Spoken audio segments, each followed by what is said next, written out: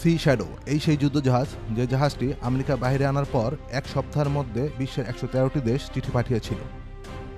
এটা কোনো সাধারণ জাহাজ না, এটা এলিয়েনদের কাছ থেকে প্রযুক্তি চুরি করে বানানো একটি যুদ্ধজাহাজ। সবথেকে অবাক করার বিষয় হলো যুদ্ধজাহাজ এরকম ডিজাইনের হতে পারে না। এটিকে বিশ্বের সব দেশ ভয় পাওয়ার বিশেষ কারণ রয়েছে। এই জাহাজটিতে এমন একটি বিশেষ প্রযুক্তি ব্যবহার করা হয়েছে যে চলার সময় কোনো রকম শব্দ করে না। শুধু তাই নয়, এটাকে যখন পরীক্ষা করা হয়েছিল বিশ্বের সবথেকে উন্নত মানের রাডারও এটাকে শনাক্ত করতে পারেনি। স্টিল প্রযুক্তির এই জাহাজটি আমেরিকার বিখ্যাত defence company Lockheed Martin cold ওয়ারের সময় আমেরিকার নৌবাহিনীর জন্য তৈরি করেছিল, যখন আমেরিকা ও সোভিয়েত ইউনিয়নের মধ্যে প্রযুক্তিগত প্রতিযোগিতা তুঙ্গে ছিল। জাহাজটি বানাতে আমেরিকার সময় লেগেছিল 2 বছর এবং প্রযুক্তি এতটাই গোপনীয় ছিল যে বহু বছর পর্যন্ত এর অস্তিত্ব বিশ্ববাসীর অজানা ছিল।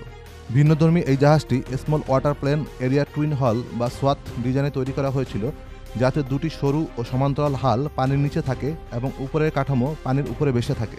164 ফিট লম্বা এবং 68 ফিট চওড়া এই জাহাজটিতে ছিল উন্নত সেন্সর, কম শব্দ উৎপাদনকারী প্রোপালশন সিস্টেম এবং বিভিন্ন স্টেল প্রযুক্তি, যা শত্রুপক্ষের রাডারকে খুব সহজেই ফাঁকি দিতে পারত এবং শত্রু দেশ থেকে ঘুরে আসলেও সে দেশের সরকার টের পাবে না।